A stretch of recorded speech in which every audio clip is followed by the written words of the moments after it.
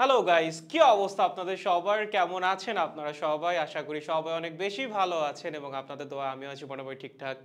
তো গাইস, আমাদের লাস্ট যে উইকলি এক্সাম 2 টা ছিল সেটার 12 নাম্বার কুয়েশ্চেন নিয়ে আমি দেখতেছিলাম তোমাদের মধ্যে অনেক কনফিউশন অ্যারাইজ করতেছিল।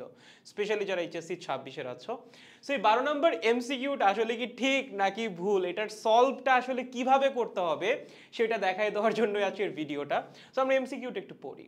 কোশ্চেনটা ছিল এরকম, এ সাইন থিটা এবং বি কস থিটার মধ্যবর্তী কোণ কত? এটার মানেটা ছিল, এই ধরো একটা ভেক্টর এ এবং এই হলো একটা ভেক্টর বি, এদের মধ্যবর্তী কোণ হচ্ছে থিটা। ওকে, তোমাকে প্রশ্ন করছে এ সাইন থিটা এবং বি কস থিটার মধ্যবর্তী কোণ কত? তোমরা অনেকেই বলতেছিলা যে ভাইয়া 90 ডিগ্রি হবে। 90 ডিগ্রি হইতো যদি কোয়েশ্চেনটা এরকম আসতো, এ সাইন থিটা এবং এ কস থিটার মধ্যবর্তী কোণ কত?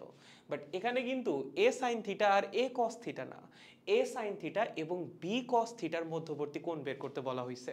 সো এটার অ্যান্সারটা আমরা কিভাবে বের করব? দেখো, খুবই সহজ।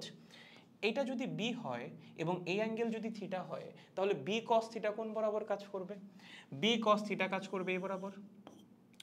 খুবই সিম্পল, এটা হবে আমাদের বি কস থিটা। ঠিক আছে, সো এইটা যদি আমাদের বি কস থিটা হয়, এ সাইন থিটা কোণ বরাবর কাজ করবে? দেখো, এইটা হলো এ, এইটা হলো থিটা, সো এই বরাবর কাজ করবে হলো আমাদের এ কস থিটা, এবং কস থিটা যেদিকে কাজ করবে সাইন থিটা কাজ করবে তার সাথে লম্ব বরাবর। সো এর যে উলম্ব উপাংশ এ সাইন থিটা সেটা কাজ করবে ভাইয়া এই বরাবর।